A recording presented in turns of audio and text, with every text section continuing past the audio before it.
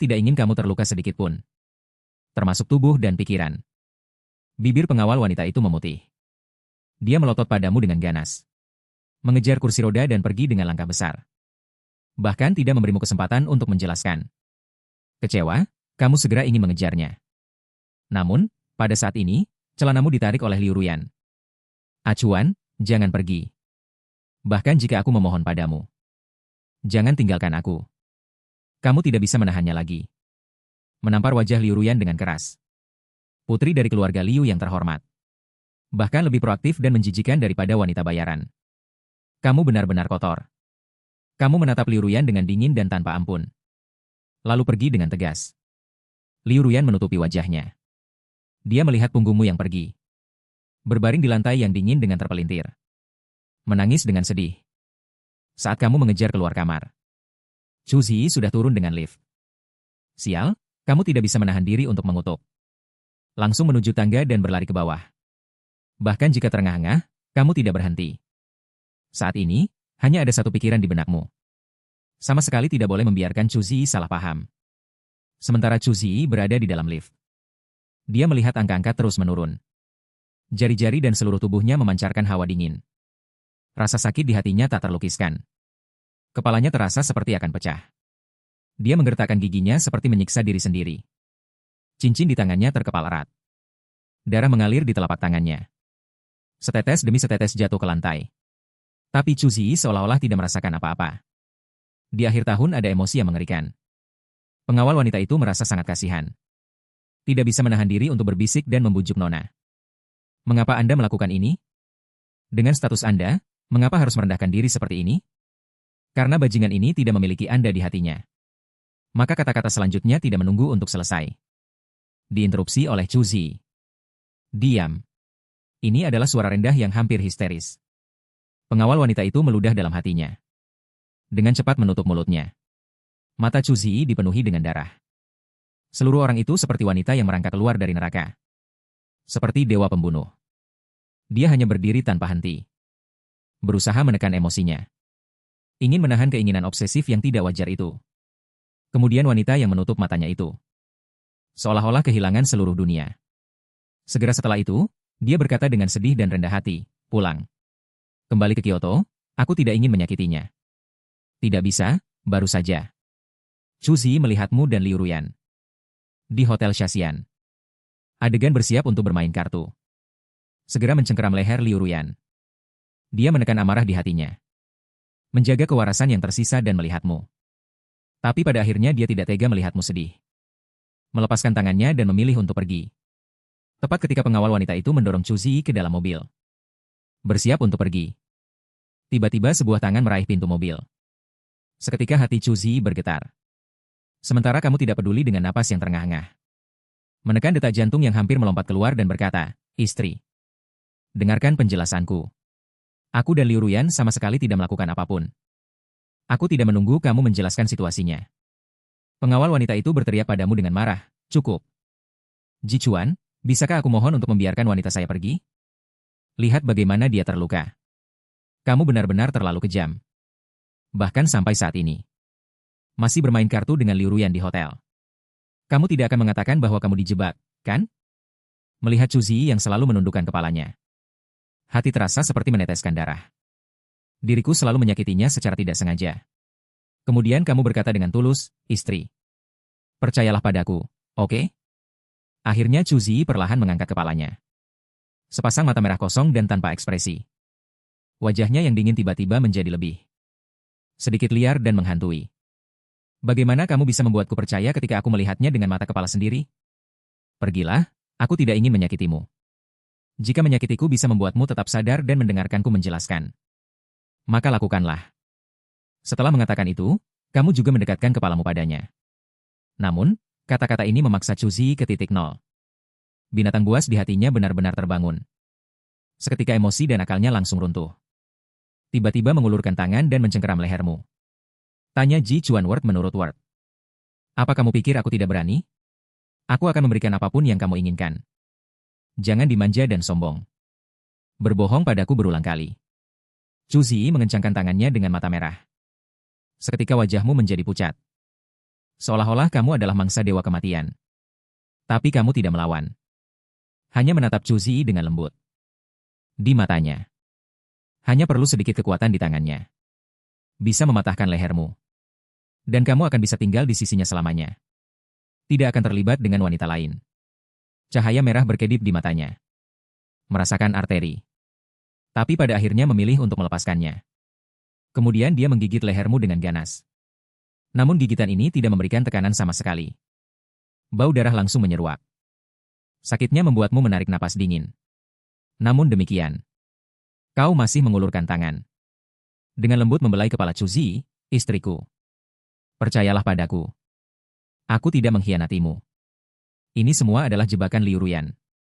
Aku benar-benar tidak menyukainya. Dan tidak terjadi apapun dengannya.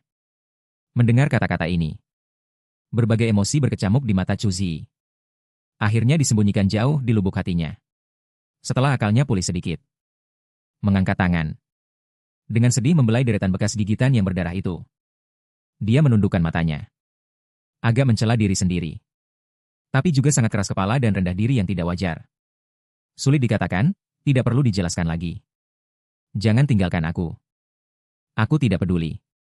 Selama kau berada di sisiku. Aku juga tidak akan menyelidikinya. Detik berikutnya kau langsung memeluk leher Chu Zi. Mencium bibirnya. Menghisap aroma susu di mulutnya. Namun hatimu terlalu sakit. Tidak menyangka dia demi dirinya sendiri. Begitu rendah hati. Tapi kau selalu menyakitinya berulang kali. Pengawal wanita di samping melihat pemandangan ini. Langsung tercengang, apa yang terjadi? Nona, kenapa kau begitu tidak berguna? Sudah dimaafkan begitu saja? Benar-benar cinta yang ekstrim. Kemudian pengawal wanita itu memasang wajah dingin. Segera menurunkan tirai mobil. Bergegas keluar dari mobil. Beberapa menit kemudian. Di bawah bujukanmu. Emosi Chu Zi berangsur-angsur menjadi tenang. Baru kemudian kau melepaskannya dan berkata dengan serius, istriku. Aku tahu penjelasan tidak ada gunanya. Aku akan menunjukkan sesuatu padamu. Itu bisa membuktikan ketidakbersalahakun.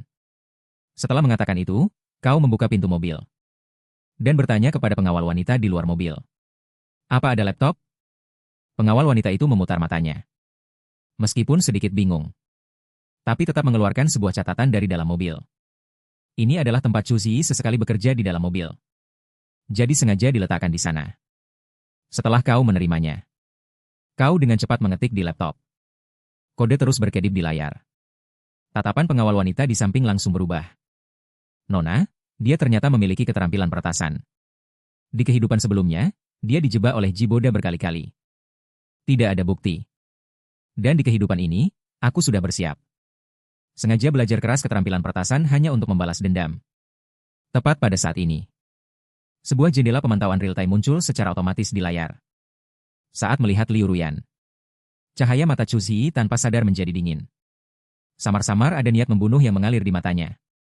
Di layar, Liu Ruyan berlutut di tanah dalam keadaan telanjang. Dia menundukkan kepalanya dan tidak tahu apa yang dia pikirkan. Kau jelas merasakan suhu di sekitarmu turun banyak. Segera jelaskan. Aku ditipu oleh Liu Ruyan untuk datang ke sini. Dia menjebakku. Bahkan memasang CCTV di kamar sebelumnya. Aku baru saja menggunakan teknik peretasan. Untuk menyusup ke jaringan hotel. Baru kemudian terhubung ke CCTV. Chu Zi melihat Liu Ruyan di layar. Rencananya semakin dalam. Suara itu bertanya, apakah kamu sudah cukup melihat? Mendengar itu, hatimu berdebar kencang. Baru kemudian menyadari. Tadi hanya sibuk menjelaskan kepada Chu Zi. Benar-benar lupa. Liu Ruyan di layar hanya mengenakan pakaian dalam. Seketika naluri bertahan hidupmu muncul. Mengambil tangan Chu Zi. Dengan senyum menyanjung, ada kamu di sisiku. Aku sama sekali tidak memperhatikan Liu Ruyan. Tapi untuk menghindari Chu Zi marah. Kamu dengan cepat memajukan video CCTV. Berhenti tepat saat kamu memasuki hotel. Setelah melakukan semua ini, kamu dengan sangat pengertian menutup mata, istriku. Sekarang kamu tahu apa yang terjadi, kan? Baru kemudian ekspresi Chu Zi sedikit mereda. Emosinya tidak seemosional sebelumnya. Dia membanting laptopnya. Wajahnya yang dingin tertutup lapisan es. Memerintahkan pengawal wanita untuk menangani masalah ini. Meskipun kata-kata ini diucapkan secara samar. Tapi pengawal wanita mengerti. Maksud dari kata-kata Chu Zi. Dia tanpa sadar melirikmu dan berkata dengan kaku, baik. Aku akan segera menanganinya. Kamu secara alami juga tahu maksud Chu Zi. Dan kamu tidak menghalangi. Hanya menjelaskan dengan tulus. Liu Ruyan mengatakan ada bukti kejahatan Jiboda. Aku baru setuju untuk makan dengannya. Tanpa diduga dia akan meracuni minumanku. Awalnya ingin membalasnya. Kamu tidak menyelesaikan kata-kata selanjutnya. Chu Zi menundukkan kepalanya dan berkata, maaf. Aku salah menuduhmu.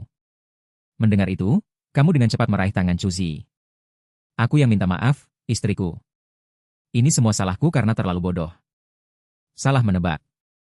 Aku tidak menyangka. Dia bahkan diam-diam mengirimimu pesan. Peta itu memecah belah kita. Jika bukan karena CCTV ini, aku akan kehilangan istriku. Tapi jika istriku masih marah, kamu berhenti sejenak. Kemudian kilatan kekejaman melintas di matamu. Maka nyawanya kuserahkan padamu. Mendengar itu, Chu Zi menoleh dan menatapmu dalam-dalam. Dia tidak pernah menyangka.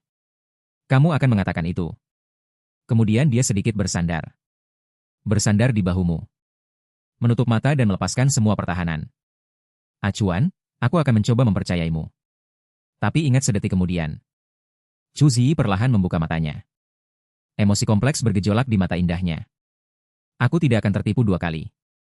Jadi jangan menipuku. Mendengar ini, kamu tidak bisa menahan diri untuk tidak bertanya-tanya. Dua kali? Siapa yang menipu Chu Zi untuk pertama kalinya? Tapi kamu tidak bertanya padanya. Sepertinya ada banyak hal yang sengaja disembunyikan darimu. Mungkin untuk melindungimu. Pada saat yang sama, Liu Ruyan yang tinggal di hotel benar-benar sangat marah. Dia tidak mengerti. Rencananya yang dia rencanakan dengan cermat. Mengapa hancur dalam sekejap? Liu Ruyan menahan sakit parah di lengannya. Marah dan menghancurkan semua perabotan di ruangan itu. Dia melihat CCTV yang dipasang sebelumnya. Kilatan tajam melintas di matanya. Meskipun tidak terjadi apa-apa di antara kamu. Tetapi jika mendapatkan CCTV dan mengeditnya, mungkin masih bisa mengancammu. Tepat ketika Liu Ruyan hendak mengambil CCTV, sekelompok pria berpakaian hitam menerobos masuk. Liu Ruyan sedikit terkejut. Melihat pria berpakaian hitam yang tiba-tiba masuk dengan ketakutan. Tanpa sadar menutupi tubuhnya yang hanya mengenakan pakaian dalam. Berteriak dengan marah dan ketakutan, siapa kalian? Berani menerobos masuk ke kamarku. Apakah kalian tahu aku adalah? Sebelum selesai berbicara, salah satu pria berpakaian hitam dengan mata bercahaya melangkah maju. Langsung membuatnya pingsan. Keesokan paginya, kamu baru saja membuka mata. Menerima telepon dari kakak perempuan Ji Fengqin, Xiao Chuan. Apakah kamu bertemu Liu Ruyan tadi malam? Mendengar itu, kamu mengangkat alismu. Kebanyakan orang yang bersikeras yang bertindak. Tapi kamu masih berpura-pura tidak mengerti dan bertanya, Kak, apa maksudmu? Ada jeda singkat di ujung telepon. Kemudian terdengar desahan. Ruyan dipukuli pingsan tadi malam. Dan dibuang di depan villa keluarga Liu. Dan dia tidak mengenakan sehelai benang pun. Ada banyak bekas di tubuhnya. Banyak tetangga di sekitar melihatnya. Lingkaran atas sudah mengetahui hal ini. Reputasi Liu Ruyan. Mungkin mendengar bibirmu sedikit terangkat. Sedikit senang atas kemalangan orang lain. Untuk orang seperti Liu Ruyan, tidak ada sedikit pun rasa sakit atau belas kasihan. Tapi di permukaan, kamu masih berpura-pura tidak tahu dan berseru. Benarkah? Itu sangat menyedihkan. Aku tidak tahu apa-apa tentang ini. Keesokan harinya, Chu Zi mengenakan jubah mandi putih longgar. Di kaki indahnya yang putih dan ramping, tertusuk jarum perak yang padat. Berkilauan di bawah cahaya. Kamu melihat waktu sudah hampir tiba. Dengan ekspresi serius mencabut jarum perak. Bisa dibayangkan selama ini. Chu Zi telah mengalami rangsangan. Kamu tiba-tiba merasa hatimu juga tertusuk jarum perak ini. Sakit yang terfokus. Untungnya, kakinya perlahan pulih. Tidak memburuk. Untuk mencegah pembuluh darah di kakinya menyusut, kamu memijat kakinya sebentar. Baru kemudian menghela napas lega. Tepat pada saat itu, ponselmu tiba-tiba berdering. Kamu menyipitkan mata dan membukanya. Itu adalah telepon dari kakak perempuan Ji Fengqin, Xiao Chuan. Ada hal penting. Pulanglah. Mendengar suara kakak perempuan yang sedikit serius. Ekspresimu sedikit berubah. Setelah menjawab dengan kaku, kamu menutup telepon. Chu Zi memperhatikan wajahmu yang tiba-tiba dingin. Segera bertanya, ada apa? Kamu terdiam sejenak. Emosi di matamu menjadi gelap dan tidak jelas. Menghitung waktu. Janji 1 minggu dengan Jiboda. Sudah waktunya untuk bertemu dengan orang-orang dari keluarga Ji. Mendengar itu, kilatan rasa sakit melintas di mata Chu Zi. Apakah kamu masih memiliki harapan untuk keluarga itu? Semoga mereka tidak pantas untuk Jiboda. Ketika pertama kali dibawa kembali ke keluarga Ji, aku sangat takut ditinggalkan. Tapi mereka selalu percaya kata-kata Jiboda. Perasaan selama bertahun-tahun benar-benar menyakiti hatiku. Tapi sekarang aku tidak peduli apapun. Mendengar kata-kata ini, Chu Zi tidak menanyakan informasi spesifik kepadamu. Berkata dengan serius, itu bagus. Jika kamu membutuhkan sesuatu, katakan padaku. Kamu melihat wajah Chu Zi yang cantik di bawah cahaya. Arus hangat mengalir di hatimu. Kemudian berkata, istriku. Masalah kecil ini tidak membutuhkanmu untuk turun tangan. Jika aku tidak bisa menyelesaikannya, kamu bisa membantuku melampiaskan amarahku. Baik, sudut bibir Chu Zi terangkat. Bayanganmu terpantul di matanya. Dia mengulurkan jari-jarinya yang ramping. Dengan sayang menyentuh alis dan matamu. Apapun yang kamu butuhkan. Selama aku punya, aku akan memberikannya kepadamu. Saat jarak antara keduanya semakin dekat, jantungmu berdetak kencang. Napas hangat Chu Zi menyentuh bibir atasmu. Disertai aroma dingin yang unik. Di sisi lain, di villa keluarga Ji, ayah tiri sedang menatap foto di tangannya. Wajahnya sangat gelap hingga bisa meneteskan air. Meskipun piksel foto agak buram, tapi kamu masih bisa merasakan wajah wanita yang dingin dan cantik. Dan temperamen yang mulia. Dan Jiboda berdiri di samping. Sudut mulutnya terangkat tanpa terlihat. Ternyata baru 2 hari yang lalu. Foto ini. Jiboda meminta seseorang untuk berjaga di perusahaan Jingtai. Dan mengambilnya. Awalnya dia hanya ingin menyelidikimu. Berharap menemukan bukti untuk mengancammu. Akibatnya, dia melihatmu mendorong wanita cacat keluar dari perusahaan. Setelah penyelidikan, Jiboda menemukan bahwa wanita ini menikah denganmu. Tapi tentang identitas apa yang ada di belakangnya, tidak dapat ditemukan. Tapi Jiboda dengan percaya diri menebak. Kebanyakan dia hanya orang yang tidak dikenal. Dan kebetulan hari ini, ayah tiri bertanya kepadanya tentang proyek kerja sama Jingtai. Jiboda berpura-pura sedih dan berkata, lihat ini dulu. Setelah selesai berbicara, Jiboda mengeluarkan foto itu dan meletakkannya di atas meja. Melihat ini, ayah tiri, kamu tidak bertanya siapa dia. Apakah Anda masih ingat Wang Shoufu saat itu? Datang ke rumah kami untuk melamar seorang wanita cacat? Mendengar itu, ayah tiri sepertinya memikirkan sesuatu. Bertanya dengan tidak percaya. Maksudmu, wanita ini adalah orang yang melamarmu saat itu? Jiboda mengangguk dengan pasti, ya. Kalau tidak, bagaimana bisa ada hal yang kebetulan seperti itu? Aku baru saja menolak pernikahan cacat. Xiao Chuan menikahi wanita cacat. Melihat ayah tiri masih tampak curiga dan terkejut, Jiboda berbicara lagi, ayah. Anda juga tahu betapa kaya mas kawin wanita cacat ini. Orang biasa tidak perlu bekerja keras selama sisa hidup mereka setelah mendapatkannya. Dan Xiao Chuan baru-baru ini pergi ke Jingtai sebagai karyawan biasa. Tapi para eksekutif Jingtai, Yan Wang sangat ramah kepadanya. Pasti Xiao Chuan menggunakan mas kawin wanita cacat itu untuk menyuap pihak lain. Mendengar itu, ayah tiri segera menampar meja, bajingan ini. Benar-benar membuatku marah. Untuk sejumlah uang ini, dia benar-benar menjual dirinya sendiri. Dia benar-benar menghancurkan reputasi keluarga Jiku. Melihat ayah tiri sangat marah, Jiboda langsung merasa sangat senang di hatinya. Segera dia berpura-pura menyalahkan dirinya sendiri dan berkata, ayah, ini semua salahku. Xiao Chuan ingin membalas dendam padaku. Dia meminta Yan Wang untuk menolak bekerja sama dengan Ji Jia. Bahkan memarahiku. Tiba-tiba ayah tiri memasang wajah muram dan melambaikan tangannya. Menjatuhkan dokumen dan buku di atas meja ke tanah. Kemudian segera meneleponmu. Tapi ponselmu ada di Chu Zi. Tidak ada yang menjawab setelah berkali-kali menelepon. Dia tidak tahu cara menggunakan telepon internet. Seketika wajah ayah tiri menjadi pucat pasi. Hampir meraung dan memerintahkan. Cari cara untuk menghubungi Ji Chuan, anak durhaka ini. Suruh dia segera pulang. Baru kemudian kamu menerima panggilan internet dari kakak perempuanmu. Saat ini kamu sedang dalam perjalanan pulang. Dan kamu tidak tahu semua yang terjadi. Setelah 2,5 jam, kamu tiba di keluarga Ji. Ayah tiri menahan amarahnya dan menatapmu, anak durhaka. Apakah kamu masih tahu untuk kembali dan melihat perbuatan baikmu? Dan ekspresimu tidak berubah. Bahkan bertanya dengan acuh tak acuh. Bukankah kalian yang meneleponku untuk kembali? Namun, sedetik kemudian, ayah tiri langsung melemparkan foto itu ke wajahmu. Memarahi, bajingan. Berapa lama lagi kamu ingin menyembunyikannya dariku? Kapan? Menikahi wanita yang tidak pantas demi uang. Kamu telah menghancurkan wajah keluarga 11. Mendengar kata-kata ini, kilatan dingin muncul di matamu. Dia adalah istriku. Bukan wanita yang tidak pantas. Kalian bisa menghinaku. Tapi jangan menghinanya. Aku akan menyelesaikan masalah ini denganmu nanti. Apakah kamu yang meminta Jingtai untuk tidak bekerja sama dengan Jijia?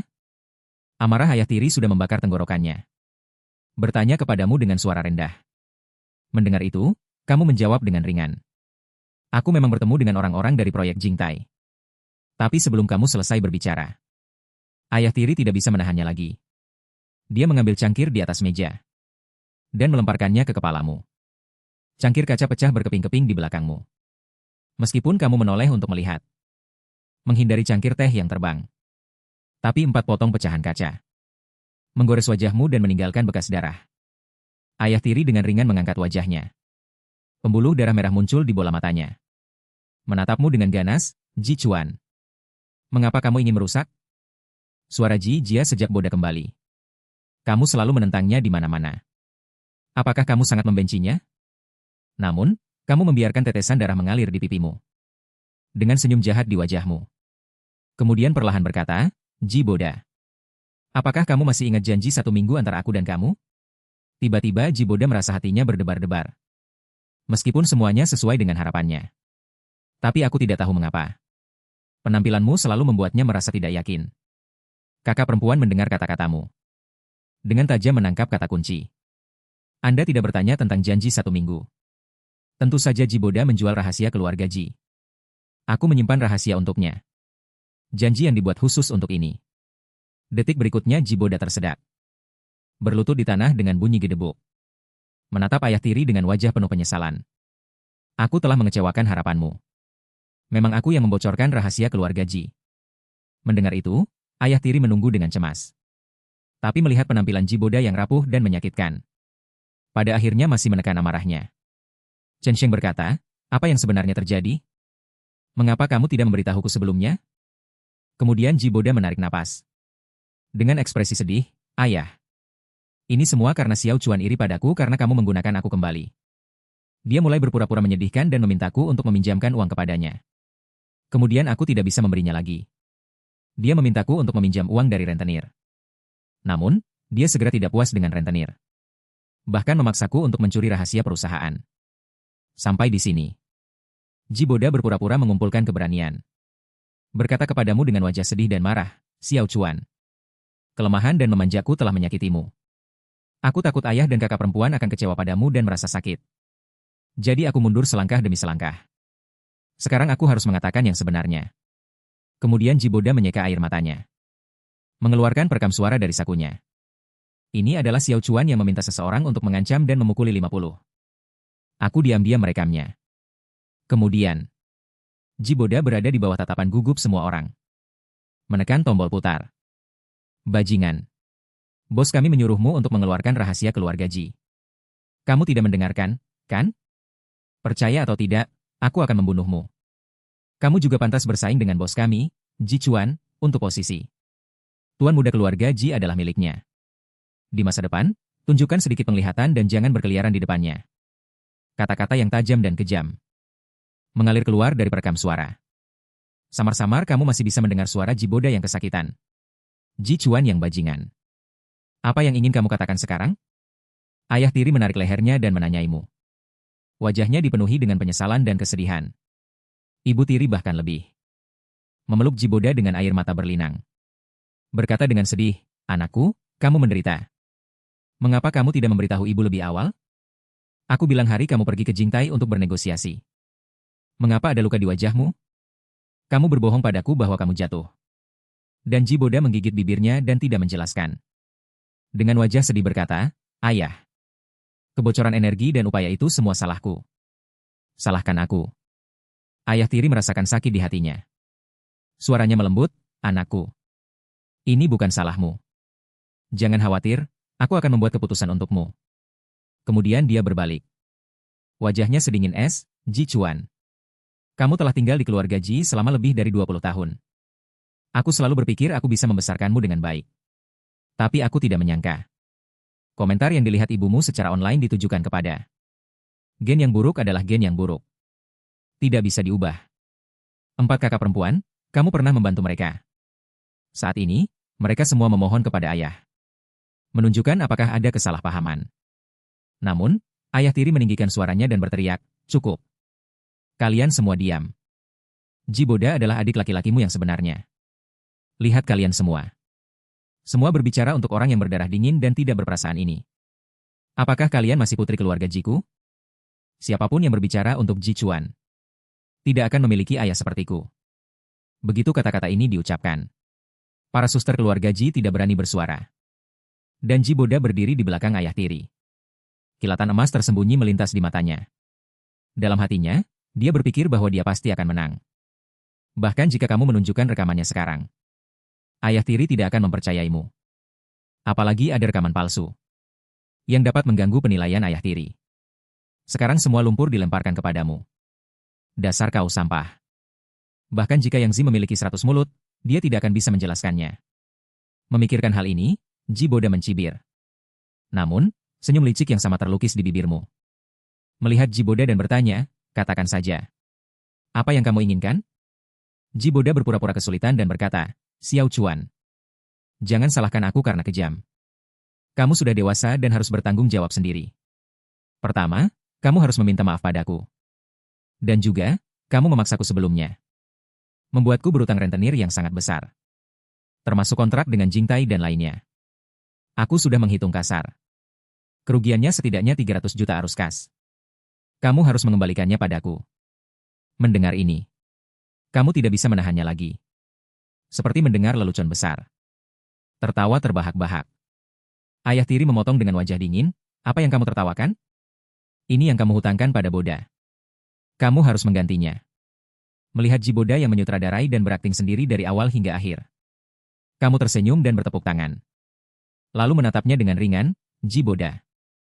Menurutmu, aku sangat ingin kamu masuk perusahaan ini. Dan aku memaksamu meminjam rentenir demi uang. Benar kan? Ji Boda sedikit gelisah.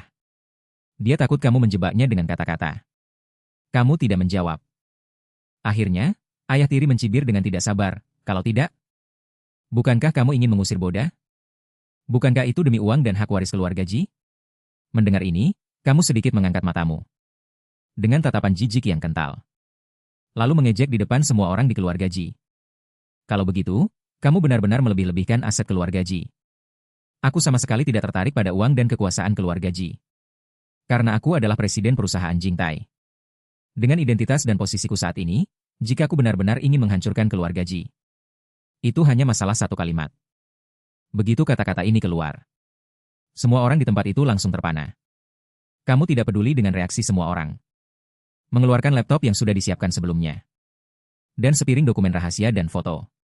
Di dalamnya ada gambar kamu menjabat sebagai presiden Jingtai. Adegan rapat pemegang saham. Ji Boda berkolusi dengan perusahaan musuh. Menjual dokumen rahasia keluarga Ji. Bahkan ada bukti bahwa kamu pernah secara diam-diam membantu keluarga Ji berkali-kali. Dalam sekejap, ekspresi semua orang berubah drastis. Keluarga Ji menatapmu dengan tidak percaya. Kemarahan dan keterkejutan ayah tiri. Berbagai emosi buruk langsung tersumbat di tenggorokan. Tidak bisa keluar. Tetapi juga tidak bisa ditelan. Sementara kamu seolah tidak menyadarinya. Dengan tenang berkata kepada Ji Boda. Adapun bukti rekaman yang kamu katakan, itu bahkan lebih absurd. Siapapun dapat merekamnya dengan mencari beberapa orang. Apakah ada suaraku di dalamnya? Namun, menjual rahasia keluarga Ji adalah masalah yang pasti. Tidak ada yang memaksamu sama sekali. Kamu sendiri yang menginginkan uang ini. Mendengar ini, ekspresi ayah tiri langsung berubah. Bahkan ibu tiri membekukan jarinya tanpa suara. Melepaskan tangan Ji Boda. Ji Boda tidak pernah menyangka bahwa anak haram yang baru saja diusir dari keluarga Ji benar-benar presiden perusahaan Jingtai. Dia selalu berpikir bahwa kamu menggunakan mas kawin Chu Zi. untuk menjilat Tian Wang. Baru kemudian menolak bekerja sama dengan keluarga Ji. Detik berikutnya, kaki Ji Boda lemas. Langsung berlutut di tanah. Dengan rendah hati dan ketakutan berkata, "Ayah, aku salah paham pada Xiao Chuan. Pasti ada seseorang yang ingin memprovokasi hubungan keluarga Ji kita. Hubungan internal keluarga." Ji Boda takut ayah tiri tidak mempercayainya. Merangkak ke kaki ayah tiri. Memeluk kakinya dan tersedak, "Ayah, aku terlalu bodoh. Berkelana di luar selama lebih dari 20 tahun.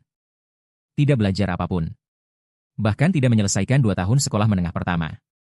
Aku tidak layak menjadi putramu. Lebih baik kau usir aku dari perusahaan.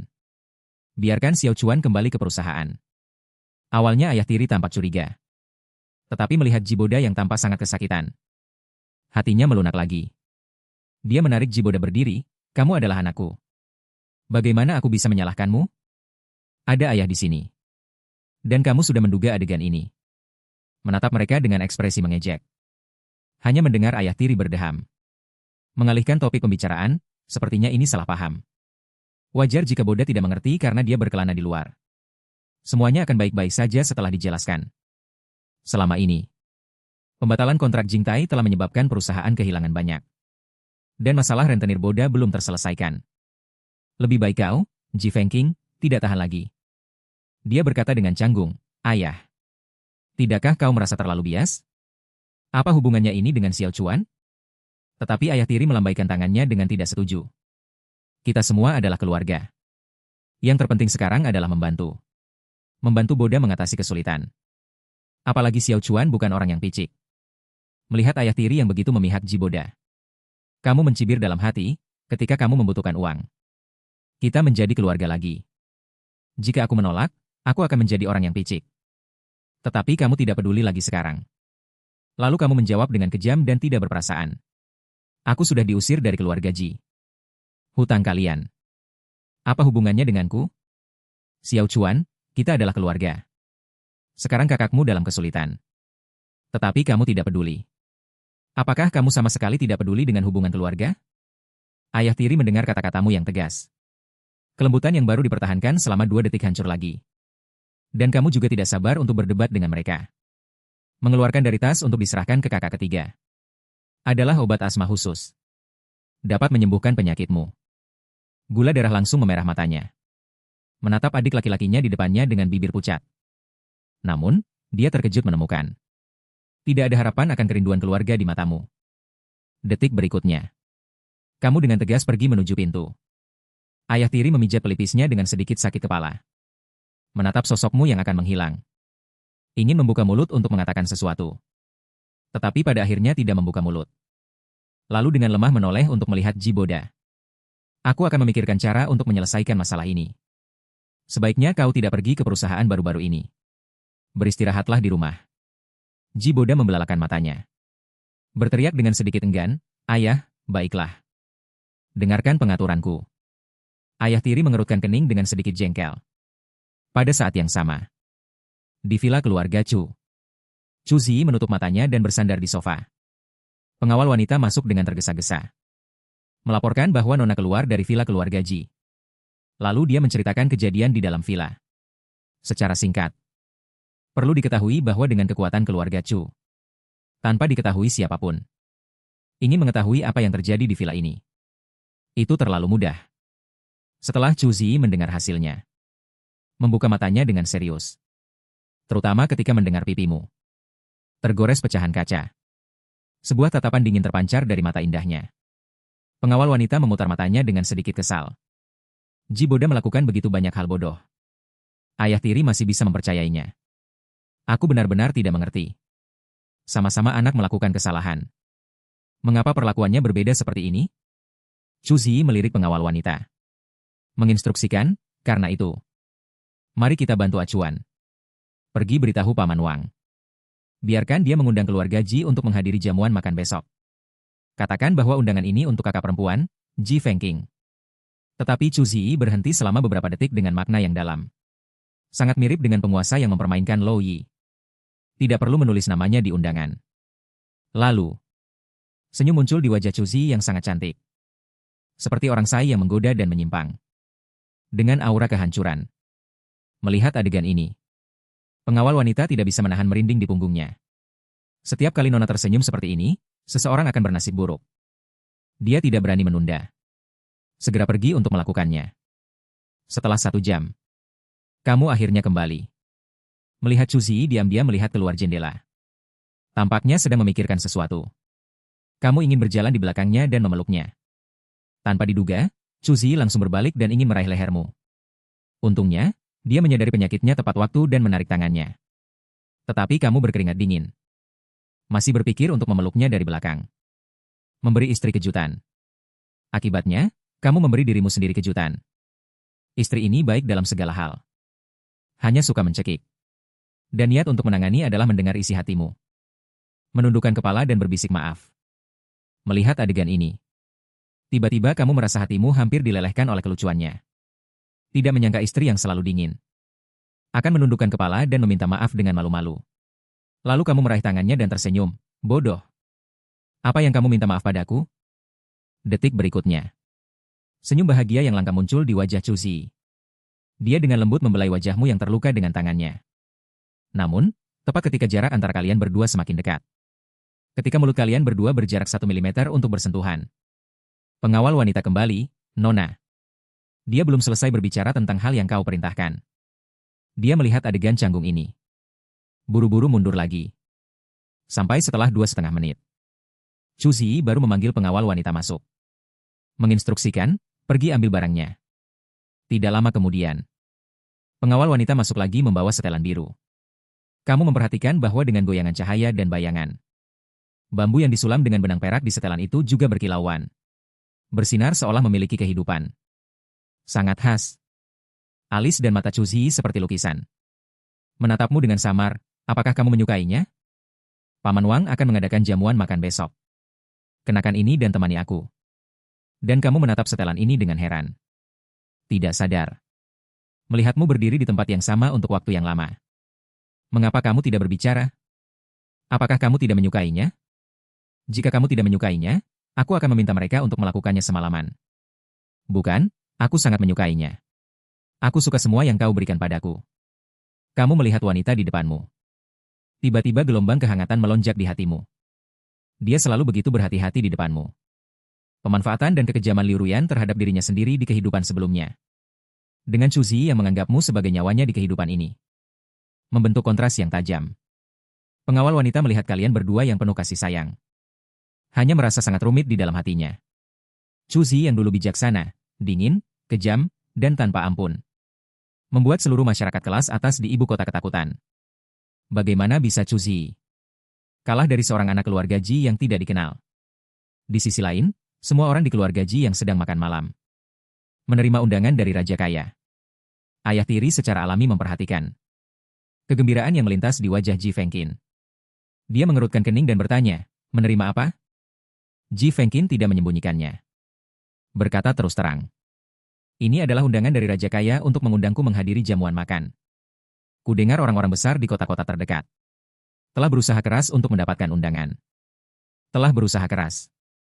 Jamuan makan ini pasti luar biasa. Ayah tiri melihat ekspresi hati-hati dan terkejut Ji Fengqin.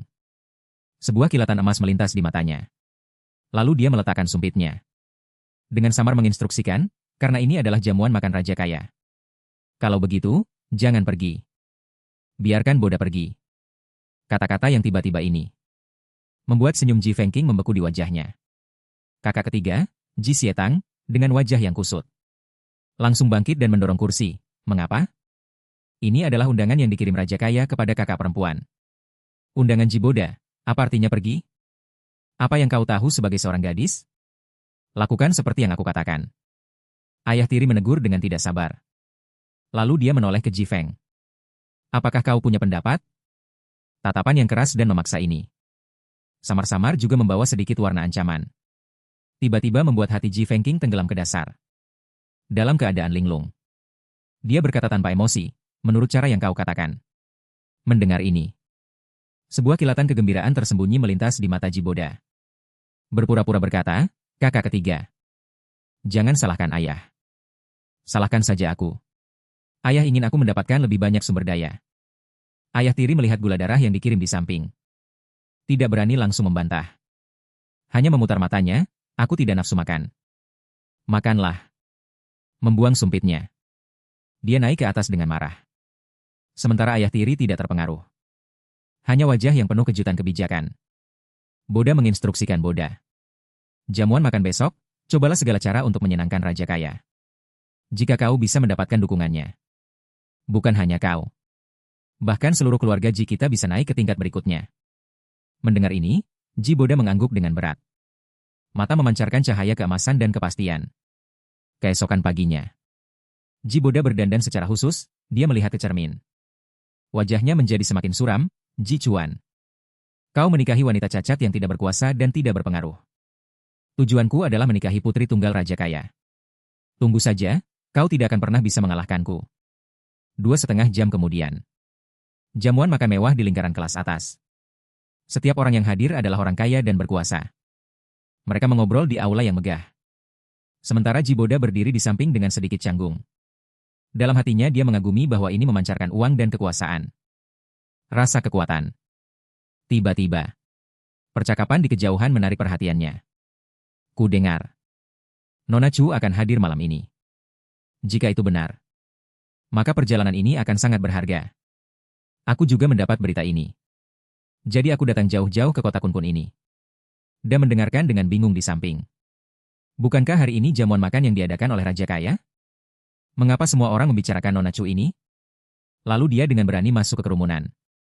Bertanya, maaf, siapa Nona Chu yang kalian bicarakan? Semua orang melihat Ji Boda yang tidak dikenal. Mengerutkan kening dan bertanya, kau tidak tahu Nona Chu? Lalu apa yang kau lakukan di jamuan makan ini? Salah satu taipan tidak bergerak. Melirik jam tangan di pergelangan tangan Ji Boda.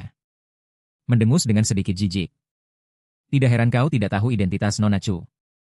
Bagaimana bisa kau menanyakan tentang status tingkatmu? Tiba-tiba orang-orang di sekitarnya tertawa mengejek. Melihat adegan ini, wajah Ji Boda memerah karena marah. Tetapi dia tahu betul di dalam hatinya. Orang-orang di jamuan makan sama sekali tidak mampu dia sakiti. Hanya bisa tersenyum di samping. Tetapi dalam hatinya dia terus mengutuk, apa yang hebat? Mungkin Nona Chu ini akan menyukai aku pada akhirnya. Tepat pada saat ini, Raja Kaya datang.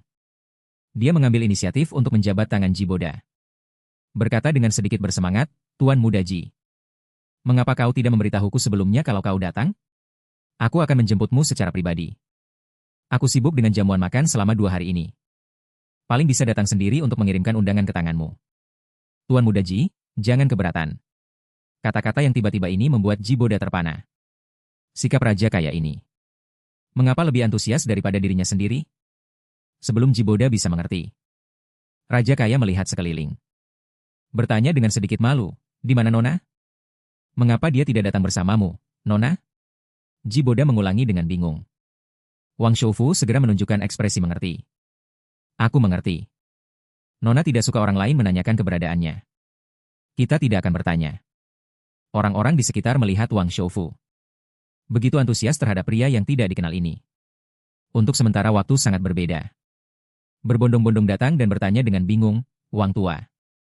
Siapa pemuda ini? Wang Shoufu menunjukkan senyum hormat, dia ingat. Kemarin.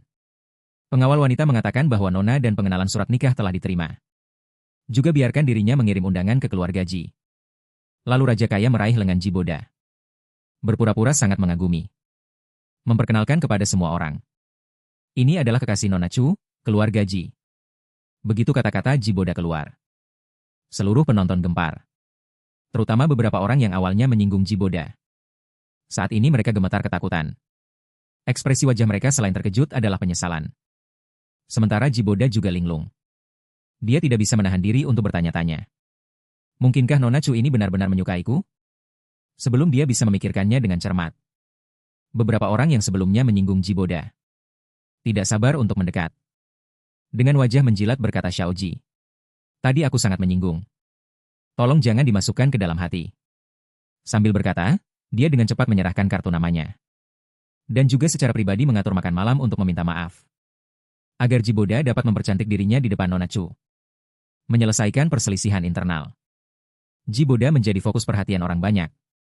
Rasa bangga dan sombong yang tak terlukiskan memenuhi hatinya. Tenang, Ji Boda berdeham. Kemudian dia berdeham, semuanya, jangan khawatir. Ketika aku bertemu Nona Chu, aku akan membantu kalian mempercantik diri. Namun, sebelum orang lain bisa berbicara, tiba-tiba terdengar ejekan yang tidak tersamar dari belakang. Yang terdengar sangat menusuk di aula yang sunyi. Jiboda segera menyipitkan mata dan melihat ke arah suara itu. Setelah melihat orang yang datang adalah kamu. Wajahnya langsung tenggelam. Ji Chuan. Bagaimana kamu bisa memenuhi syarat untuk masuk ke sini? Keluar dari sini. Dan wajahmu masih menunjukkan keterampilan sekolah teknik yang ceroboh. Sungguh pertunjukan yang hebat. Aku tidak tahu kamu memiliki kemampuan sebesar ini. Tapi sayangnya, kamu tidak bisa mengusirku hari ini. Mendengar itu, wajah Jiboda menunjukkan senyum puas. Ji Chuan. Apakah kamu benar-benar berpikir kamu adalah orang yang hebat? Wang Shoufu. Tolong seret sampah Ji Chuan ini keluar untukku. Namun, Wang Shoufu berubah dari biasanya. Bibirnya bergetar. Dengan gugup melihat ke arahmu. Wanita di kursi roda. Dia mengenakan gaun hitam. Sangat cantik. Dengan tatapan mata yang berubah-ubah. Juga membawa keanggunan dingin dan kesombongan seorang atasan. Tapi Jiboda menunduk. Dan melirik wanita di kursi roda. Dengan sinis dia berkata, Wang Shoufu. Apa yang kamu tunggu? Tidak dengar apa yang aku katakan? Dan wanita cacat ini. Usir dia juga. Chu Zi juga mencibir, Wang Ziwei, apa kamu dengar? Apa yang kamu tunggu? Seketika hati Wang Shoufu bergetar. Keringat dingin mengalir deras. Masalah macam apa ini? Bukankah kepala keluarga Ji sebelumnya mengatakan bahwa keluarga Ji hanya memiliki satu putra? Dengan wajah sedih. Kakinya lemas dan hampir berlutut. Dia dengan paksa menahan napas dan berkata, Nona Chu. Aku salah. Tolong jangan bercanda lagi denganku. Jiboda tidak percaya dengan apa yang dilihatnya. Wanita cacat ini. Ternyata adalah Nona Chu yang tak terjangkau yang mereka bicarakan. Bagaimana mungkin? Wajah Jiboda sangat pucat. Dia hampir mengeluarkan kata-kata dari tenggorokannya. Ji Chuan. Bukankah dia orang yang menyuruh Wang Shoufu untuk melamar ke keluarga Ji? Apa yang sebenarnya terjadi? Kamu menatap semut di depanmu dengan senyum sinis. Jiboda. Sampai sekarang kamu masih tidak berani menerima kenyataan? Keluarga Ji yang kecil, kualifikasi apa yang mereka miliki untuk berdiri di depannya? Melihat kalian berdua berbicara. Seluruh aula terdiam. Wang Shoufu bodoh. Tapi sekarang dia mengerti apa yang terjadi. Jiboda sama sekali bukan kekasih Nona. Ada kesalahpahaman. Bisa dibayangkan perilaku Jiboda yang memanfaatkan pengaruh orang lain. Dan karena dia hampir membuat Nona marah. Segera dia memerintahkan pengawal, apa yang kalian tunggu? Buang orang ini keluar. Para Taipan yang sebelumnya menjilat. Langsung mencibir Jiboda. Dan kepala Jiboda kosong. Dia diseret keluar dengan paksa oleh pengawal dengan menyedihkan. Seperti anjing liar yang ditinggalkan. Sesaat sebelum pintu perjamuan ditutup, Jiboda tiba-tiba mengangkat kepalanya. Dan melihat ke arahmu yang dikelilingi oleh orang banyak. Matanya seperti ular piton yang bersedia bertaruh. Sementara kamu mendorong kursi roda Chu Zi. Dan mengobrol dengan tenang di aula. Tapi kamu datang ke sini hanya untuk berkenalan. Tidak tertarik untuk berinteraksi lebih jauh dengan para Taipan ini. Setelah perjamuan selesai, kamu mendorong Chu Zi keluar dari perjamuan. Saat akan masuk ke mobil, kamu tiba-tiba berhenti. Dan melirik ke suatu tempat. Menunjukkan senyum dingin yang penuh arti.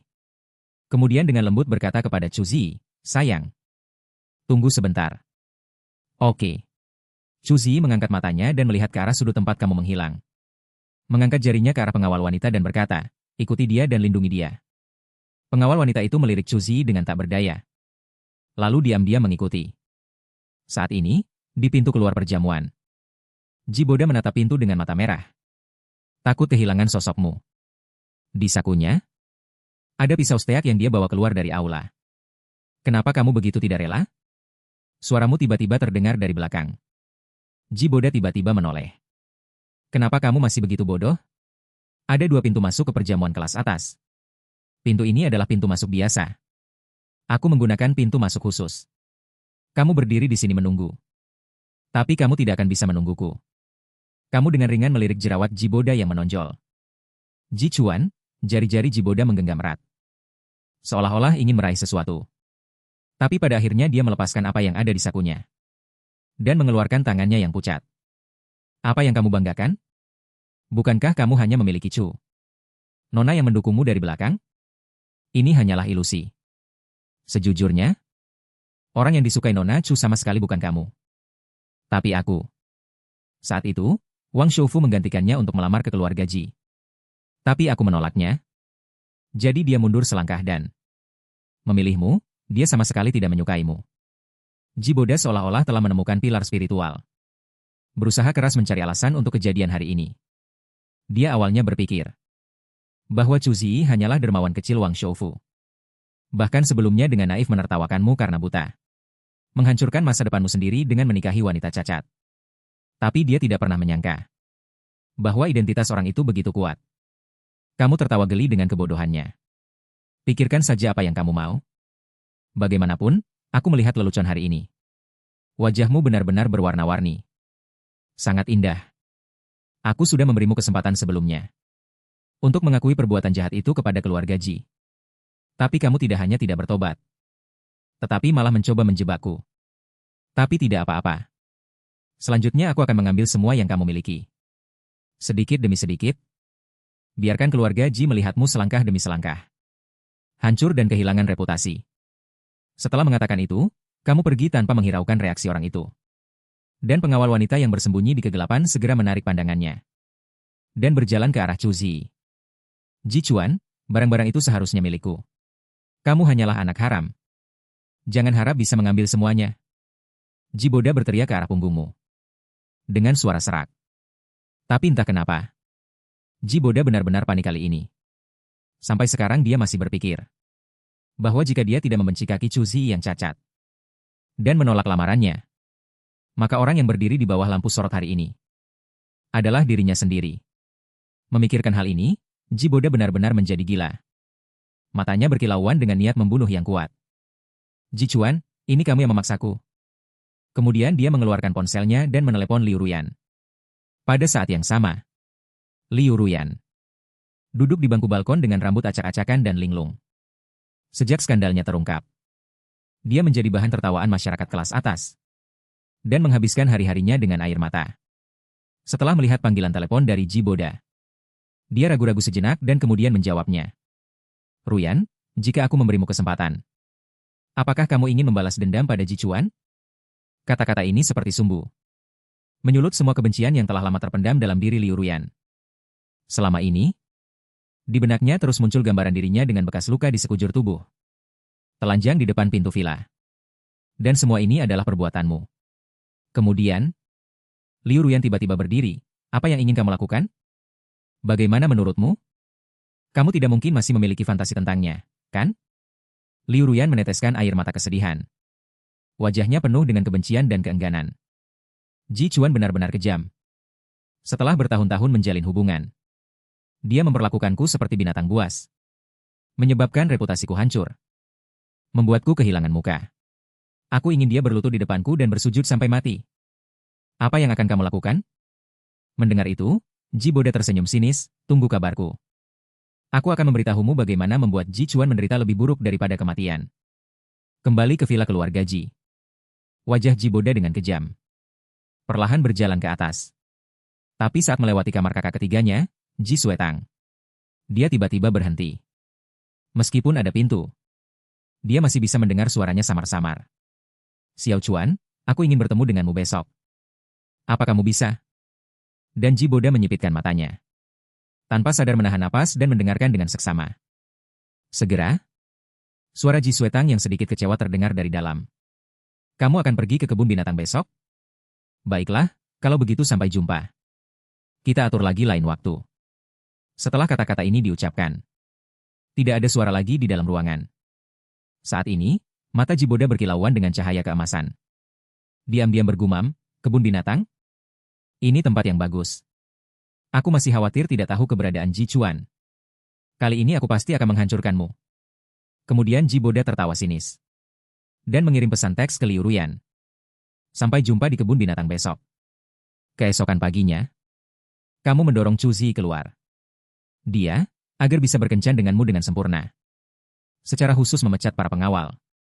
Dan pengawal wanita pribadi juga diminta untuk tinggal di rumah. Dan kamu, memikirkan saat akan pergi. Tatapan sedih pengawal wanita yang ingin menangis tetapi tidak bisa. Tidak bisa menahan diri untuk tidak tertawa terbahak-bahak. Chu Zi melihatmu tersenyum. Dan sedikit mengangkat alisnya, apa yang kamu tertawakan tadi? Mendengar itu, kamu menggenggam jari-jarinya yang ramping. Dan tersenyum menjelaskan, saat kita keluar. Tatapan pengawal wanita itu seperti ingin membunuhku. Terlihat jelas bahwa dia benar-benar mengkhawatirkanmu. Aku tidak tahu perlakuan seperti apa yang bisa mempekerjakan pengawal yang begitu setia. Mendengar kata-kata ini, ekspresi kosong melintas di wajah dingin Chu Zi. Dia menunduk dan dengan lembut menggaruk telapak tanganmu. Seolah-olah sedang memainkan harta karun yang berharga. Ada beberapa hal yang tidak bisa dibeli dengan uang. Nomor 1 cukup istimewa. Tidak banyak pengawal seperti ini di klan. Jika kamu menginginkannya, aku bisa memberikannya kepadamu. Di kehidupan sebelumnya, kamu telah melihat keterampilan pengawal wanita itu. Menendang pintu keluarga Ji hingga hancur dengan satu tendangan. Dan tubuhnya penuh dengan aura pembunuh. Seolah-olah tangannya telah berlumuran darah banyak orang. Para penjaga keamanan yang dipekerjakan oleh keluarga Ji dikalahkan olehnya satu persatu. Orang yang cakap seperti itu bisa langsung dikatakan untuk diberikan kepadamu. Tetapi dia mengatakan ini dengan ekspresi terkejut. Seolah-olah ini bukan masalah besar. Seolah-olah dia akan memberikan apapun yang kamu inginkan. Memikirkan hal ini, kamu merasa hatimu menghangat tanpa alasan. Kemudian kamu tersenyum, aku tidak membutuhkan atau menginginkan. Aku hanya ingin suatu hari nanti memiliki kemampuan untuk melindungimu. Setelah mengatakan itu, pikiranmu tanpa sadar dipenuhi dengan gambaran dirinya yang meninggal dalam kobaran api untukmu di kehidupan sebelumnya. Dan Chu Zi tidak menjawab. Tetapi sudut bibirnya terangkat tanpa terlihat. Hatimu sangat jelas. Sebelum melindunginya, kamu harus memiliki kemampuan untuk melindungi diri sendiri. Jika tidak, dia pasti akan menjadi gila jika sesuatu terjadi padamu. Setelah sadar kembali, kamu mendorong kursi roda Chu Zi. Langsung menuju ke kebun binatang, Nona Chu. Duduklah dengan baik. Hari ini keselamatanmu ada di tanganku. Setelah mengatakan itu, kamu mempercepat langkahmu. Tetapi Chu Zi di kursi roda masih stabil. Keduanya seperti pasangan biasa. Dan segera kalian tiba di tujuan. Meskipun kebun binatang ini sebagian besar menampilkan hewan, ada banyak fasilitas hiburan. Segera setelah masuk, kamu tertarik oleh kerumunan orang di kejauhan. Di dinding yang berjarak belasan meter, tergantung layar elektronik besar yang menampilkan pertempuran senjata langsung. Dan kamu mendorong Chu Zi ke tengah kerumunan. Hanya dengan sekali pandang. Matamu entah kenapa tertuju pada kotak kayu di bagian paling atas. Kemudian kamu bertanya kepada Chu Zi, sayang, apakah kamu menyukai hadiah misterius di bagian paling atas? Jika kamu suka, aku akan mencobanya. Chu Zi menatapmu dalam-dalam dan kemudian dangkal. Emosi yang dalam melintas di pupil matanya. Sebelum kamu bisa melihatnya dengan jelas, dia tersenyum tipis dan berkata, "Oke. Aku suka." Saat ini, pemilik toko juga mulai memperkenalkan kepada para pengunjung. Lihat hadiah misterius di bagian paling atas, kan? Konon bertahun-tahun yang lalu. Seorang yang mengerikan dan misterius memberikan hadiah pertunangan kepada orang yang dicintainya, yang memiliki makna khusus dan nilai yang tak terukur. Sayangnya, orang itu mengalami kecelakaan di tengah jalan, dan dia tidak mengirimkannya sampai mati. Dan hadiah itu juga jatuh ke tangan rakyat. Masih ada tempat di putaran ini. Dalam waktu yang terbatas. Bunuh semua target dengan peluru terbatas. Dan kamu bisa mendapatkan hadiah misterius. Senjata di tempatku bukanlah senjata mainan, tetapi replika senjata satu-satu. Apakah kalian ingin mencobanya? Setelah kata-kata ini diucapkan, para pengunjung semua memberi isyarat. Tentu saja kamu juga termasuk di dalamnya. Kamu dengan santai mengangkat senjata di tanganmu dan mengguncangnya. Jelas kamu belum pernah menyentuh senjata. Tetapi tanpa sadar mengerutkan kening. Membidik target yang muncul setengah kepala di layar. Musuh dengan cepat menarik pelatuk.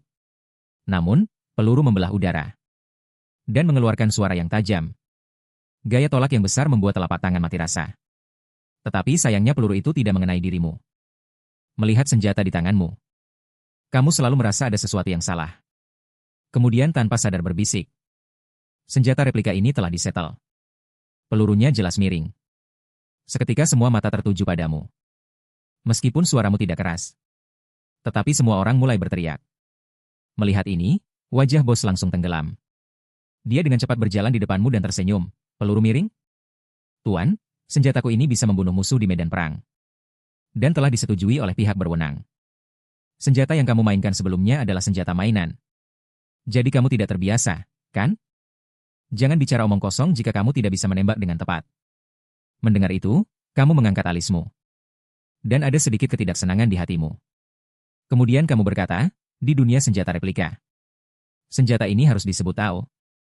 Tetapi jelas terlihat bahwa bidikannya melenceng. Dan gaya tolaknya terlalu besar.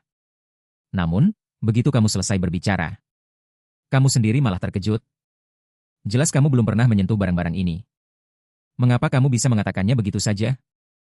Saat kamu sedang berpikir, Chu Ziyi di samping menatapmu dengan ekspresi yang rumit. Dan matanya berkilauan dengan tatapan yang aneh dan terpesona. Saat ini, bos terkejut. Tetapi di permukaan dia berusaha keras untuk tetap tenang. Bersikeras bahwa dia tidak menyetelnya sama sekali. Kamu hanya menebak-nebak, kan? Kami sangat memperhatikan reputasi. Sambil berkata, dia mengangkat senjatanya dan memberikan demonstrasi. Hanya mendengar suara bang.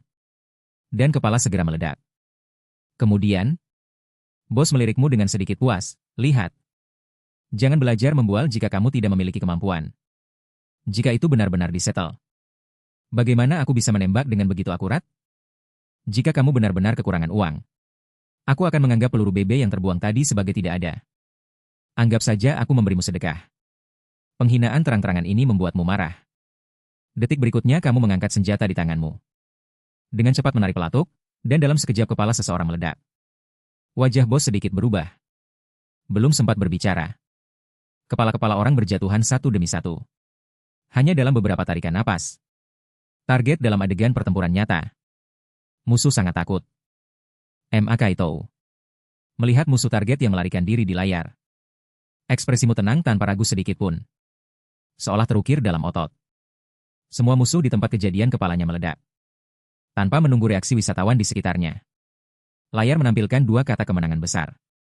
Bahkan di tanganmu masih tersisa 3 peluru BB. Seketika di tempat kejadian. Tidak bisa menahan diri untuk tidak memberikan tepuk tangan dan sorak-sorai. Jelas sangat sulit ketika aku bermain. Menembak 2 kali membuat tanganku mati rasa dan sakit. Dia menembak begitu banyak tembakan berturut-turut dan tidak ada reaksi sama sekali. Mungkinkah anak ini baru saja pensiun dari militer? Bahkan tidak memakai kacamata imersif. Bagaimana bisa keahlian menembaknya begitu akurat? Dan kamu tidak memperhatikan reaksi semua orang. Setelah menghela napas. 4 tawa. Sambil tersenyum, kamu berkata kepada bos yang wajahnya sudah pucat pasi. Aku menang. Berikan aku apa yang disebut hadiah misterius itu. Namun, bos sudah lama terpana di tempat. Wajahnya penuh dengan ketidakpercayaan. Dia tidak pernah menyangka bahwa senjatanya telah disetel. Bahwa masih ada orang yang bisa menembak dengan akurat. Hadiah misterius itu adalah harta karun yang menenangkan. Tetapi dengan begitu banyak penonton yang memperhatikannya, dia tidak punya pilihan selain menyerahkan hadiah teratas kepadamu. Setelah itu, kamu tidak lupa untuk tersenyum bangga pada bos. Seketika wajah bos memucat karena marah. Dan matamu tidak memberinya sedikit pun perhatian. Kamu tidak sabar untuk memberikan hadiah itu. Langsung di pangkuan Chu Ziyi. Dengan senang hati mendorongnya pergi. Bagaimana sayang? Hebatkah aku? Aku tidak tahu hadiah apa yang begitu misterius. Mau dibuka dan dilihat? Chu Ziyi menatapmu dengan mantap. Tanpa sadar menyimpan apa yang disebut hadiah misterius itu. Menyimpannya. Kemudian dia tersenyum, sangat hebat. Tetapi kamu dengan tajam menyadari bahwa wajahnya agak pucat. Kamu segera menghentikan senyummu. Apakah kamu lelah? Kenapa wajahmu sangat buruk? Ini semua salahku. Aku hanya fokus pada headshot. Tidak apa-apa. Mungkin karena cuaca panas dan sedikit haus. Kamu dengan cepat mendorongnya ke tempat teduh. Kalau begitu tunggu aku di sini sebentar. Aku akan membelikanmu air. Chu Ziyi mengangguk setuju. Dia menggunakan tatapan yang terjerat dan berlama-lama. Terus menatap punggungmu. Sampai keluar dari pandangan. Dalam perjalanan kembali. Kamu secara khusus membelikan Chu Ziyi es krim. Tetapi tepat ketika kamu sampai di tempat semula. Pupil matamu menyusut. Es krim dan air di tanganmu semuanya tumpah ke tanah. Chu Ziyi menghilang. Kamu segera mencarinya di sekeliling, dia tidak nyaman bergerak. Dan duduk di kursi roda. Bagaimana mungkin dia bisa pergi jauh? Kemudian kamu dengan cemas mengeluarkan ponsel dari sakumu. Dengan cepat menelepon Chu Ziyi. Tetapi tidak bisa tersambung. Seketika, pikiran buruk tiba-tiba muncul di benakmu. Dengan status Chu Zi, siapa yang berani membawanya pergi? Otakmu berputar dengan cepat. Kebun binatang ini dibuka oleh Wang Shoufu. Saat ini, hanya ada pilihan untuk meneleponnya terlebih dahulu. Jadi kamu segera menelepon. Kamu hanya mengatakan satu kalimat. Zi menghilang di kebun binatang. Wang Shoufu masih bermimpi. Mendengar kata-kata ini dalam keadaan linglung. Dia sangat ketakutan hingga hampir kehilangan jiwanya. Tiba-tiba bangkit. Apa maksudmu nona muda menghilang? Bukankah dia selalu dikawal oleh pengawal? Hari ini semuanya ditarik. Hanya aku yang menemaninya. Kamu segera perintahkan. Tutup semua pintu keluar kebun binatang. Jangan biarkan siapapun keluar. Dan sekarang aku akan pergi ke ruang kontrol untuk menyelidiki. Suruh orang-orangmu menjemputku dengan mobil. Oke, aku akan segera mengaturnya. Aku akan segera ke sana. Hanya dalam 2,5 menit. Staf mengirim mobil untuk menjemputmu ke ruang kontrol. Begitu masuk, kamu melihat 2 atau 3 teknisi. Terus mengetik di depan komputer. Kode hijau muncul di layar. Tanpa menunggu kamu bertanya. Staf berinisiatif untuk menjelaskan dan memperkenalkan. Tuan Wang sudah memberitahu kami. Kami telah mengatur sesuai dengan instruksi Anda. Tetapi ada masalah dengan pengawasan tadi. Pemulihan akan memakan waktu beberapa menit. Mohon tunggu sebentar. Mendengar ini, alismu berkerut. Di wajah yang biasanya tidak peduli pada apapun, muncul ketidakberdayaan. Cepatlah. Aku hanya memberi kalian waktu 5 menit. Mendengar kata-kata ini, dahi teknisi dipenuhi keringat dingin. Tetapi tidak berani membantah. Hanya bisa mempercepat tindakan mereka. Tidak lama kemudian, Wang Shoufu datang dengan sekelompok besar pengawal. Berlari dengan tergesa-gesa. Pakaiannya berantakan. Dahinya dipenuhi keringat. Bahkan salah satu sepatunya hilang. Seluruh orang terlihat sangat berantakan. Sama sekali tidak ada keanggunan dan kecerdasan sebelumnya. Begitu masuk, dia bertanya kepada Tuan Muda Ji dengan terengah-engah. Bagaimana? Apakah sudah ditemukan? Dan kamu dengan wajah tegang. Menatap layar dengan saksama, belum. Seketika hati Wang Shoufu tenggelam. Rasa takut yang tak terlukiskan menyebar di hatinya. Jika Tuan Chu tahu, cucu perempuan kesayangannya menghilang di kebun binatangnya sendiri. Dan akhirnya jatuh ke tangan musuh di Kyoto. Bahkan jika aku memiliki 10 kepala, itu tidak akan cukup untuk dipenggal. Selesai, Wang Shoufu tidak berani berpikir lebih jauh. Dia segera berteriak, kalian cepatlah. Jika Nona Chu mengalami sesuatu, kalian semua tidak akan bisa melarikan diri. Dan meskipun kamu tampak tenang di permukaan, tetapi urat nadi yang terus berdenyut di dahimu, dan mata yang memerah, seperti busur yang ditarik penuh. Kapan saja bisa putus. Tiba-tiba, seorang teknisi berteriak dengan gembira, sudah siap. Pengawasan sudah siap. Tanpa menunggu Wang Shoufu senang. Hanya mendengar nada teknisi berubah menjadi buruk. Peretas sedang meretas komputer kita. Mendengar ini, wajah Wang Shoufu berubah drastis. Kenapa ini melibatkan peretas? Siapa sebenarnya yang membawa Nona Chu pergi? Mungkinkah itu benar-benar Kyoto? Saat itu, kamu mendorong teknisi itu ke samping. Biar aku, Wang Shoufu tiba-tiba sadar. Dia hampir mengangkat kepalanya dengan linglung. Kamu melihat jari-jarimu yang ramping. Mengetik di keyboard dengan cepat. Kecepatannya sangat cepat sehingga tidak bisa dilihat dengan jelas. Hanya bisa melihat bayangan. Hanya dalam beberapa tarikan napas, komputer yang tadinya hijau tiba-tiba menyala. Detik berikutnya, video pengawasan 20 menit yang lalu muncul di layar. Napas terengah-engah. Menekan tombol putar dengan berat. Saat ini, semua mata terpaku pada layar. Tidak lama setelah kamu pergi, sekelompok pria berpakaian hitam dengan cepat muncul di depan Chu Zi. Mulut pria berpakaian hitam terkemuka membuka dan menutup. Sepertinya mengatakan sesuatu kepada Chu Zi. Kemudian dia memperlihatkan belati yang dibawanya di pinggang. Ancaman telanjang. Bahkan di musim panas dengan suhu 20 derajat lebih. Kamu melihat cahaya dingin yang terpancar dari bilah pisau. Bahkan merasa punggungmu menggigil. Kamu tidak bisa menahan diri untuk tidak mengepalkan tinju. Menatap layar dengan tatapan gelap. Kamu melihat senyum Chu Zi memudar sedikit. Tetapi tidak ada sedikit pun perbedaan di wajahnya yang dingin dan bersih. Malah membawa sedikit ironi dan penghinaan. Orang-orang berpakaian hitam mengancam lagi beberapa kali. Detik berikutnya, mereka dengan paksa mendorong kursi rodanya pergi. Chu Zi tampak tenang. Meskipun duduk di kursi roda. Tetapi, tubuhnya memancarkan aura kuat yang unik dari seorang atasan. Seolah-olah orang yang mendorongnya pergi bukanlah pengancam, melainkan pengawalnya. Cepat alihkan ke pengawasan di pintu masuk. Lihat kemana mereka pergi. Cahaya di matamu semakin kuat. Hampir dipaksakan keluar dari tenggorokanmu. Kalimat ini. Teknisi segera menekan keyboard. Dari rekaman pengawasan dapat dilihat bahwa kelompok pria berpakaian hitam ini dengan paksa membawa Chu Zi ke mobil sedan hitam. Meskipun agak kabur. Tetapi kamu masih melihat dengan jelas nomor plat mobil sedan itu. Kamu membanting meja dengan keras. Di matamu tersembunyi krisis badai yang akan datang. Cari tahu Wang Shoufu. Kalian cari cara untuk mengambil alih pengawasan kekuasaan untukku. Pastikan untuk mencari tahu kemana mobil ini pergi. Sisa pengawal ikut aku. Di hatimu. Tidak peduli siapa yang menculik. Chu Zi telah menyentuh miliknya. Setelah melihat ekspresimu, Wang Shoufu tanpa sadar menggigil. Tuan Muda Ji, aku akan segera melakukannya sekarang. Nona muda sama sekali tidak boleh mengalami kecelakaan apapun di kota Kun-Kun. Jika orang itu menyalahkan, seluruh kota Kun-Kun harus dikuliti. Setelah melirik Wang Shoufu, kamu langsung bergegas ke garasi. Mengemudikan mobil keluar dari kebun binatang. Tepat ketika kamu keluar dari pintu, kamu dihalangi oleh sesosok bayangan. Hanya bisa segera menginjak rem. Mobil mengeluarkan suara klakson yang tajam. Minggir. Kamu menjulurkan kepala. Suaramu rendah dan dingin.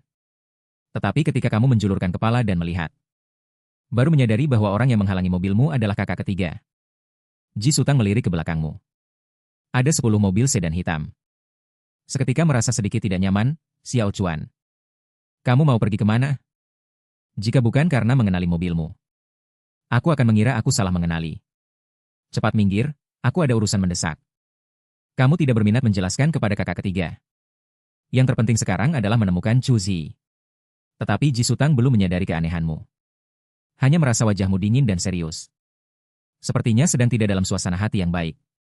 Matanya yang cantik seperti rubah membawa air mata yang berkilauan. Xiao Chuan. Aku tahu aku mengganggumu hari ini. Aku datang untuk mengatakan sesuatu padamu. Ji Sutang, apakah kamu tidak mengerti bahasa manusia? Aku bilang minggir. Jika kamu tidak minggir lagi, jangan salahkan aku. Kata-katamu belum selesai. Hati Ji Sutang tiba-tiba berdebar. Tanpa sadar mundur setengah langkah untuk memberi jalan. Namun, kamu bahkan tidak meliriknya. Menginjak pedal gas sampai mentok. Mobil mengeluarkan suara gemuruh yang mengaum. Dalam sekejap mata, mobil itu melaju ke depan. 10 mobil di belakang juga mengikuti dari belakang. Kakak ketiga berdiri terpana di tempat dengan ketakutan. Ini adalah pertama kalinya Ji Sutang dipanggil olehmu. Daming juga melihatmu dengan tatapan seperti melihat orang mati. Dia ketakutan. Ketika dia tidak bisa lagi melihat mobil yang kamu kendarai. Ji Sutang baru menyadari. Bibir merahnya mengerucut. Menghentakkan kaki dengan sedikit kesal. Kenapa galak sekali? Aku sengaja datang ke kebun binatang untuk mencarimu. Kamu malah bersikap seperti ini. Ji Sutang mendengus. Dengan marah hendak mengemudikan mobilnya pergi. Tetapi entah kenapa. Di benaknya. Selalu muncul penampilanmu yang sangat tenang. Mungkinkah sesuatu terjadi pada Xiao Chuan? Hingga membuatnya begitu terburu-buru. Pada akhirnya, Ji Sutang masih tidak tenang. Dia menginjak pedal gas dan melaju ke arah yang kamu tuju. Bersamaan dengan itu, kamu menerima telepon dari Wang Shoufu di jalan. Tuan Muda Ji, aku sudah menemukan jejak mobil itu. Mereka pergi ke Gunung Sifeng di pinggiran kota. Aku ingat ada tebing berbahaya di sana. Jika mereka ingin melakukan sesuatu yang buruk pada nona muda.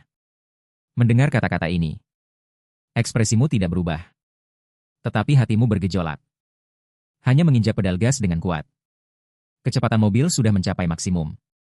Mesin itu seperti pembunuh yang terbangun. Terus mengeluarkan raungan.